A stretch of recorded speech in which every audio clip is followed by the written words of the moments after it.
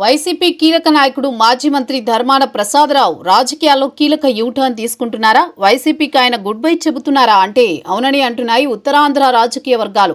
సుదీర్ఘ రాజకీయ అనుభవం ఉన్న ధర్మాన శ్రీకాకుళం నియోజకవర్గంలో పలు మార్లు విజయం దక్కించుకున్నారు. రాజకీయ పరిణితి, విశ్లేషణాత్మక పనితీరు వంటివి ఆయనను రాజకీయాల్లో కీలక స్థానానికి చేర్చాయి. కాంగ్రెస్ హయాంలోనే వైఎస్ మంత్రివర్గంలో చోటు సంపాదించుకున్న ధర్మాన రాష్ట్ర విభజన సమయంలో తెలంగాణ ఏర్పాటుకు వ్యతిరేకంగా తీర్మానాలు చేయించారు. ఈ క్రమంలోనే ఆయన కాంగ్రెస్ పార్టీకి దూరంగా ఉన్నారు. అయితే అప్పటి వైసీపీపై ఆయన అనేక విమర్శలు చేశారు. ఈ నేపథ్యంలో జగన్ కూడా ఆయనకు దూరంగానే ఉన్నారు. అయితే తర్వాత ప్రత్యామ్నాయ రాజకీయాలు చేయలేకపోవడంతో వైసీపీ చెంతకు చేరారు. 2019 ఎన్నికల్లో వైసీపీ తరపున శ్రీకాకుళం నుంచి విజయం దక్కించుకున్న ధర్మాన అప్పటి జగన్ మంత్రివర్గంలో రెండో దఫాలో చేరారు. కీలకమైన రెవెన్యూ పగ్గాలు చేపట్టారు. పార్టీ తరపున కంటే కూడా విధానాల పరంగా ఆయన టీడీపీని కార్నర్ చేస్తూ వచ్చారు. ఇక గత ఎన్నికల్లో తన కుమారుడికి అవకాశం ఇప్పించుకునే ప్రయత్నాలు చేసినా జగన్ కాదన్నారు. దీంతో మొక్కుబడిగానే ధర్మాన గత ఎన్నికల్లో పోటీ చేశారు. కూటమి ప్రభావంతో ఓడిపోయారు. ఆ తర్వాత వైసీపీ విధానాలు నచ్చకపోవచ్చు,